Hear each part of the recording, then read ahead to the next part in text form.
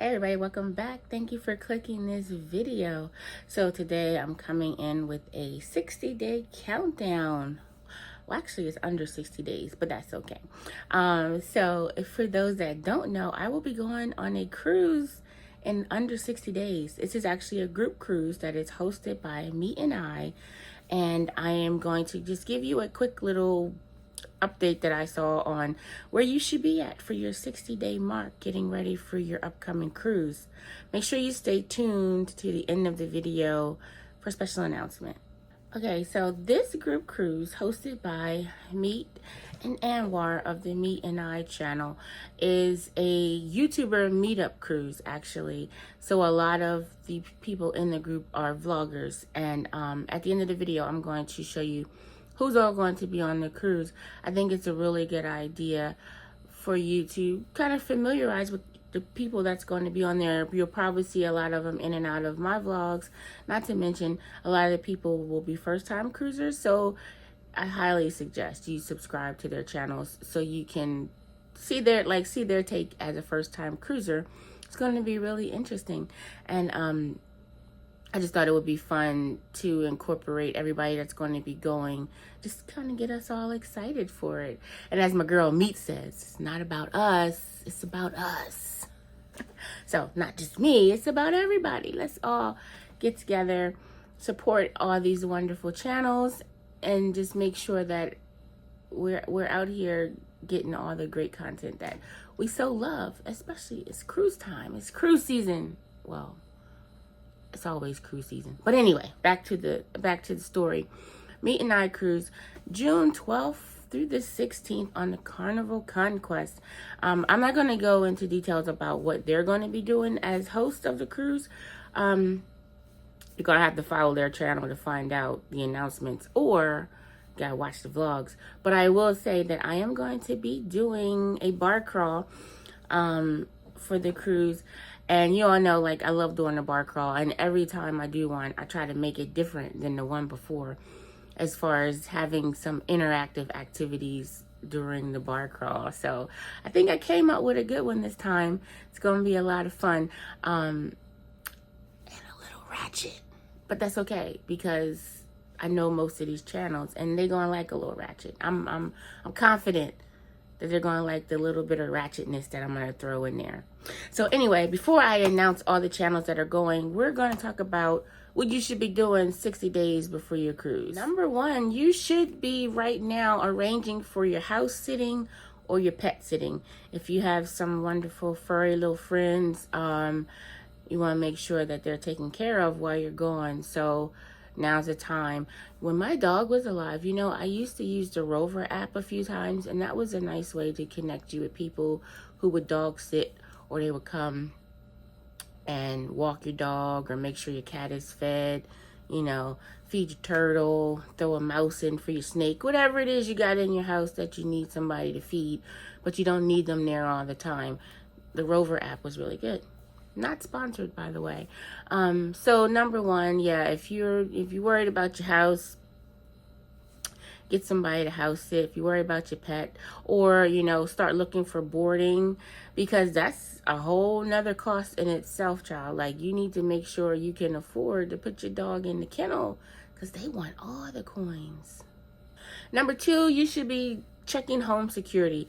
Now, this is kind of a playoff to number one. Like, if you're not in the best neighborhood, you might want to throw a Ring camera up there, or some of those motion censored lights or alarms, if you're worried that people might come in. A lot of people say also you shouldn't announce when you're going to be going on vacation, because now you're telling the world, as I am telling potentially hundreds and thousands of people, that we're going on vacation.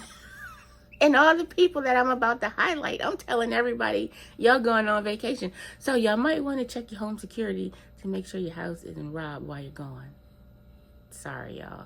Number three, you should be booking your flights and hotels. If you have to travel to your port destination, now's a good time to start looking at flights. I have learned usually I like to fly as cheap as possible. So I look on Tuesdays and Thursdays because for some reason the flights be cheaper on Tuesday and Thursday.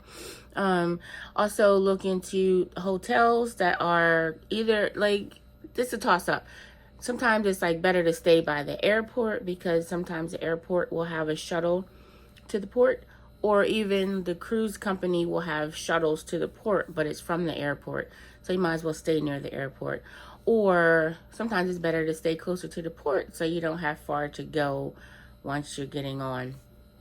I highly, highly, highly, highly always recommend flying into your cruise port at least a day before, two if you can afford it.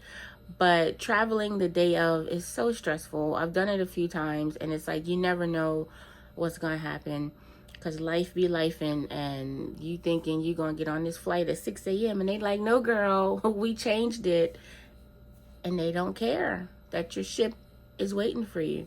So try to plan out, and if you have a good amount of time, you know, plan ahead even before 6 months. Start saving some money where you can pay for a hotel.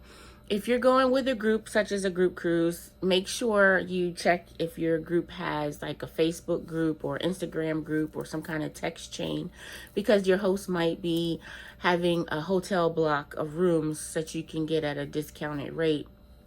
So that's another thing to think about. If you're driving to your port, then just make sure now's the time to get your oil changed. Make sure your tires are good and all the other doohickeys under your hood so you don't have any problems. Fun fact, my very first cruise in 2003, we drove from Delaware to Florida. And halfway through, we got a flat tire on the highway. Not fun. Number 4, you should start looking at shore excursions. If you're going to a port and you know that you want to do something, now's the time to look for shore excursions. Look on the website of your cruise line and see what they offer. But also look for third-party cruise excursions. It's a toss-up for me because at one hand you want to go with the cruise line because you're guaranteed, you know, if something happens and your excursion runs late or something like that, the cruise ship will wait for you because you booked with them. Booking outside of a cruise line is basically at your own risk, but you're going to save money. Cruise lines excursions can be really pricey. I have booked, and I like shoreexcursiongroup.com or shoreexcursioneer.com. Those are really good websites, and you put your ship name in, you put your sailing date, and then it'll let you know what's available from vendors in that area. And the one reason I really am okay with it is because these people are dependent on our tourist money. They know ship time, they know how long your ship is going to be in port that day, so they're going to make sure. A lot of them have back to ship guarantees, you know, like your back on time guarantee. And you know, life happens, of course, so you can't predict everything, but for the most part, it's safe to book through a third party. I've also recently been finding good tour guides like on Instagram. If you're going to somewhere, a good thing to do if your page is public, start putting your countdown and start hashtagging, you know, hashtag Jamaica, hashtag cruise, Carnival Cruise Line. All these tour guides are going to be looking at those hashtags because they're looking for people. And then, you know, they might pop up on your comments and be like, oh, hi, we offer tours. And then, you know, slide in their DMs and see what they got. I've done that several times and have found really great tour guides from doing that. So right now is a good time to figure out what you want to do, figure out your budget, who's going to go with you, and start booking those shore excursions. And a 4.5 with that shore excursion thing, make sure you're reading what the excursion calls for, because you might need to wear water shoes. You might need to have your own snorkel gear or something like that. So make sure you're reading what it entails so you know exactly if you need to go out and buy anything specific for that excursion. Number 5, start your packing list. You can find tons and tons of packing lists online if you Google, you know, cruise packing list. But sort of get an idea of, especially if this is your first cruise, get an idea of what you should bring on the cruise, and then look at the list and think like, okay, do I really need magnets for the wall? No. Do I need this? You know, one big thing people say, oh, you need a shoe rack for the back of the bathroom door to put stuff in there. How much stuff are you really bringing? Kind of realistically think what you're going to use, what you're going to need, and start really looking at the packing list and like highlighting things that you definitely want to take. And then that brings us to number 6, which is a really good point, I thought, was try on your clothes. If you know you want to take that red dress that you haven't worn in 2 years, try it on. It might be too big. It might be too small. It might have some holes in it. That happened to me. Like, I don't know if it was it was 2 cruises ago. I, grabbed something out that summer tote, and when I got to the ship and I went to wear it that day, it had a couple of holes in it. It was a shirt. Now you know my shame. Number 7. Once you have your flight booked or you know which airline you want to fly on, check their website for requirements for your luggage. This is another do as I say, not as I do groupcation. Last year, I'm packing all my stuff that I'm taking with me, and of course my bag is overweight because I did not realize Frontier Airlines changed their luggage requirements. So they don't accept 50-pound bags anymore. They only accept 40-pound bags, and I did not know that. So make sure you check, because if not, you will end up like me at the airport trying to take out stuff and rearrange some stuff and put stuff in my friend's bag so my bag isn't as heavy. So double check what size luggage you can take, what is considered a carry-on versus a personal item, and if you're checking the bag, find out what the weight limit is.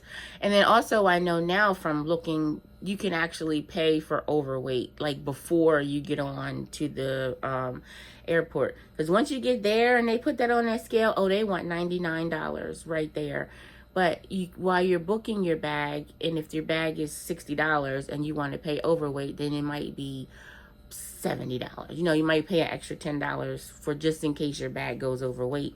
But if you get to that gate, they want $99, and that's not how we balling on the budget. So double check your luggage requirements. And last tip I have for you for now is to double check your luggage. Make sure your luggage, because here we go again. I always have a story, right? Last year, groupcation, I didn't realize I wanted to take my big bag. I don't normally travel with a big bag because I don't like the hassle of having all that stuff. I like to pack compact. But because I was hosting a cruise, I had a lot of stuff to take with me. I'm like, oh, I'm going to bring out the big jammy. Not realizing once I started pulling on it, my wheel was totally broken. So I'm walking this 3-legged dog through the airport, and it's a whole hot mess. So check your luggage. Make sure your zippers work.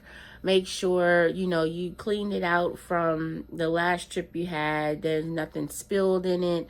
Make sure all your wheels work.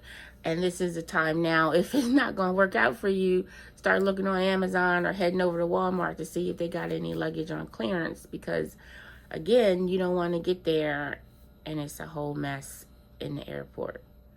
All right, so there you have it. Those are the 8 tips for 60 days out of your cruise. And now, before I go, I want to show you guys who is going to be going on the Meet and I cruise. All the links to these channels will be in the description box. Take the time to just click on the links, look around, get to know the channels. They are wonderful, wonderful people, and a lot of them are travel channels. So there's many travel vlogs out there from a bunch of different cruise lines, land trips, local trips, places you might have been wanting to go but not sure about. Check them out. Make sure you come back here in 30 days when we look at what we need to be doing 30 days out for our cruise. Don't forget to give this video a thumbs up.